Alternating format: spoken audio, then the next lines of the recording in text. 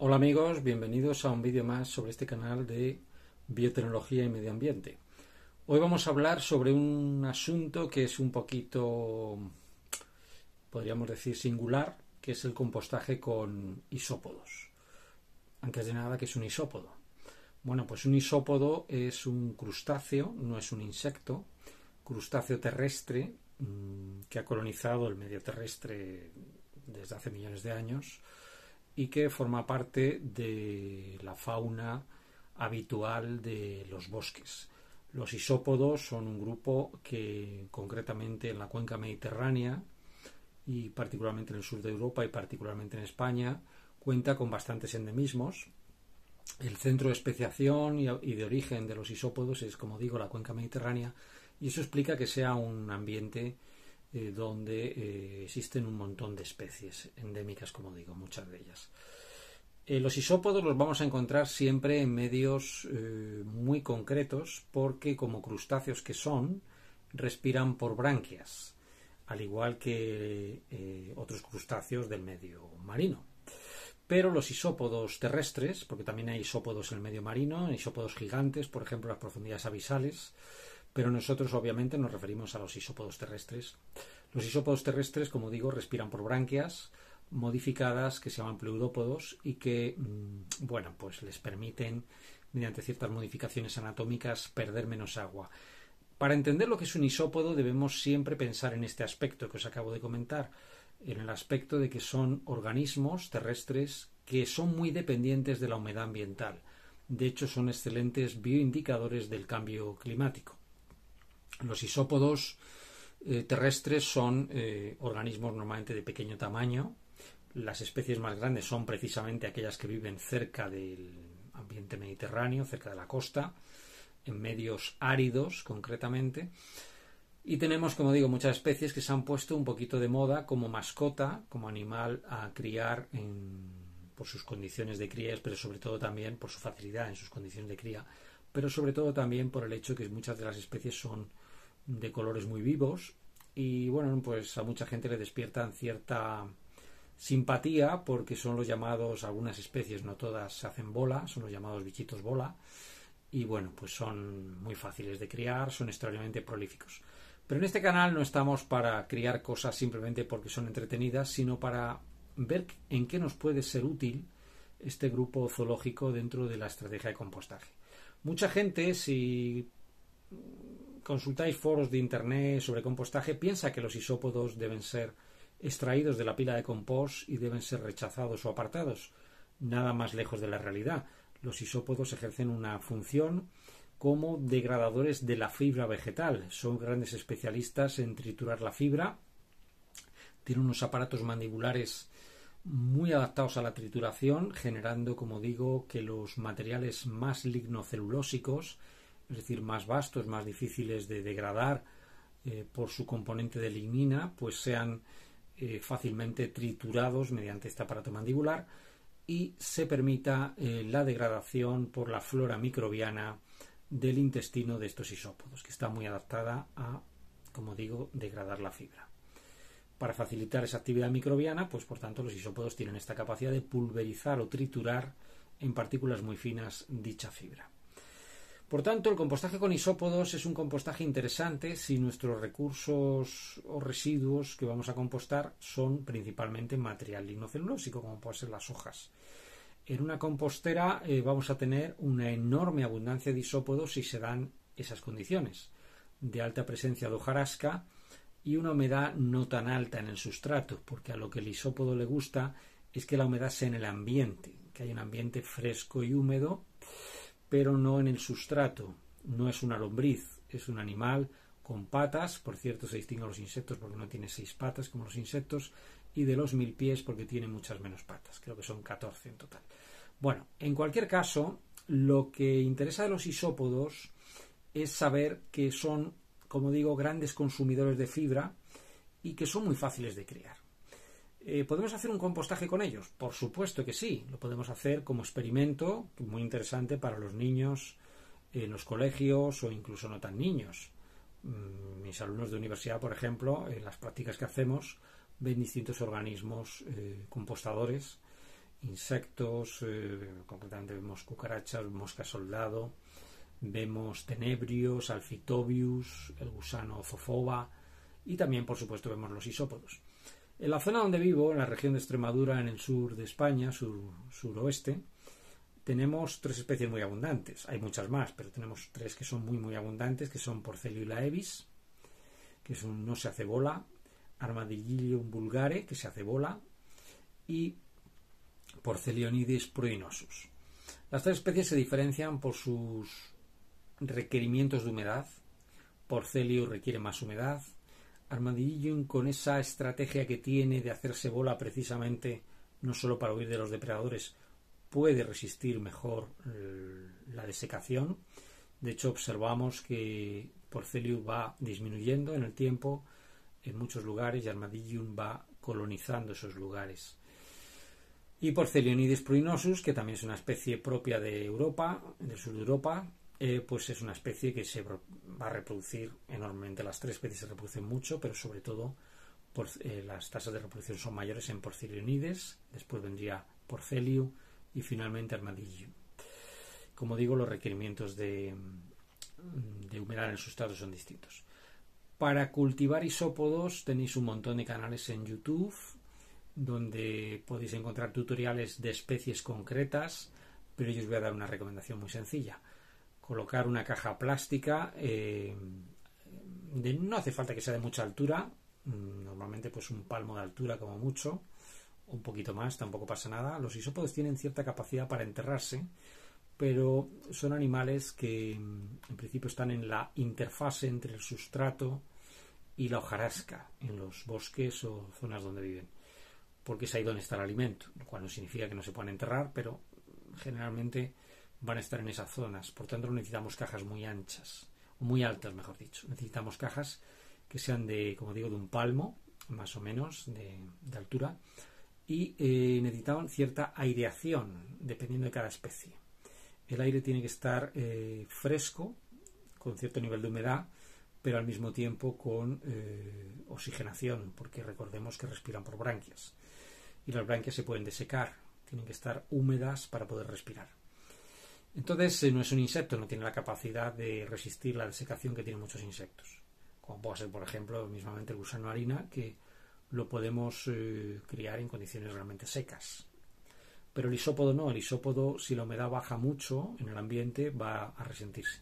Por tanto, cajas de plástico en el que vamos a colocar unos agujeros que principalmente van a ser, porque las cajas las vamos a poder apilar, van a estar en los lados.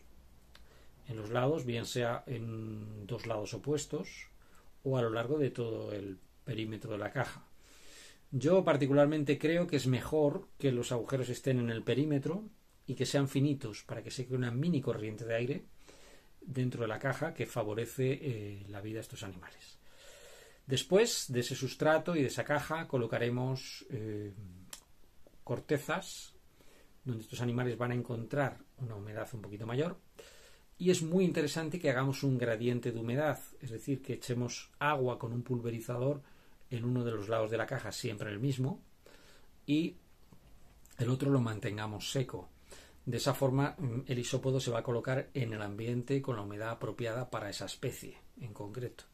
Una vez entendido dónde se coloca, pues podemos intentar recrear esas condiciones en toda la caja. Encuentro que una forma muy interesante, sobre todo en especies de Porcelium, que necesitan un poquito más de humedad, es el colocar una botella con una mecha de plástico, una botella de agua, que le hacemos un agujerito al tapón y colocamos una mechita de algodón, de algún material, no plástico evidentemente, sino algún material que pueda absorber, tenga cierta capacidad de absorción de agua. Entonces esa botellita la podemos colocar en uno de los extremos y va creando unas condiciones de humedad que favorecen al isópodo. Y otra cuestión muy importante con isópodos es que la concha es de carbonato cálcico, más una matriz proteica. Es una concha muy compleja que varía mucho entre diferentes especies y que normalmente pues tiene varias capas, dependiendo de la especie. Por ejemplo, es mucho más densa en especies como pueda ser el Armadillium, que tiene varias capas más adicionales que, por ejemplo, en Porcelium o en Oniscus, que es otra especie más de ambientes más húmedos del norte de España. o de bosques con más humedad, de hoja caduca, etcétera. Entonces, estas especies tienen, como digo, un esqueleto, una matriz proteica y un esqueleto de carbonato cálcico, por tanto, no está nada mal que le demos alguna fuente de carbonato cálcico. Y es ideal, por ejemplo, en tiendas de animales, las jibias, las conchas de la jibia o de la sepia, o preparados cálcicos que existen para criar los canarios. Cuando las hembras de canario ponen huevos, necesitan un suplemento de calcio, pues estas pastillitas, que son muy baratas, €1, €1,50 como mucho, pues las podemos añadir al terrario. Particularmente he encontrado que, por ejemplo, los isópodos que aparecen en muchos compostadores, no le echamos calcio porque algunas plantas de jardín pueden tener ciertos niveles de calcio, pero no está de más darle un suplemento para que este animal pues mordisque esas pastillas de carbonato cálcico a demanda, es decir, que siempre deben tener calcio. Siempre deben tener calcio, deben tener un punto de agua y se les puede dar una dieta, como digo, de hojarasca, pero también, por supuesto, echarles restos de cualquier tipo. Muchas especies les gustan los restos de carne.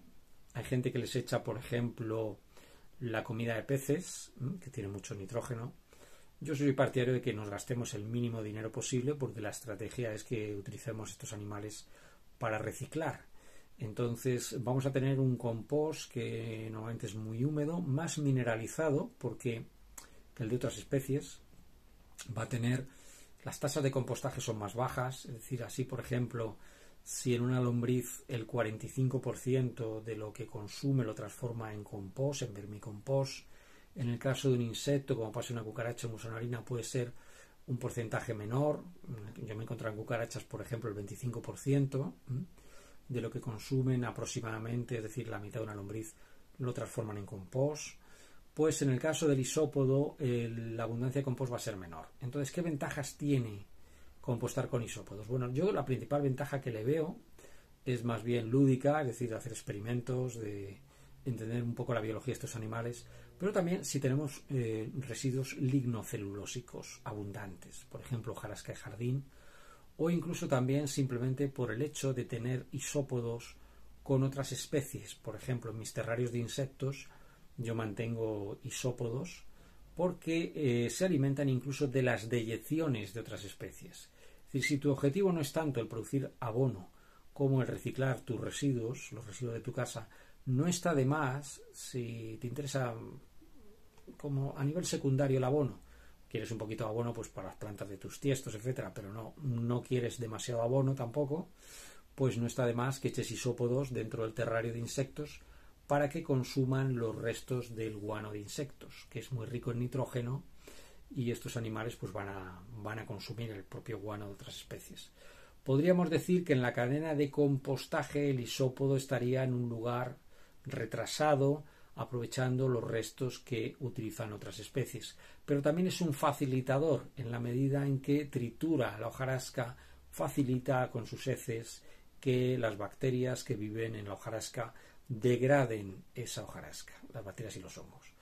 Bueno, no tengo mucho más que contaros, simplemente decir que los isópodos son una estrategia interesante, muy poco utilizados ellos solos como estrategia de compostaje, pero tenemos que tener en cuenta que también tienen tasas de crecimiento importantes.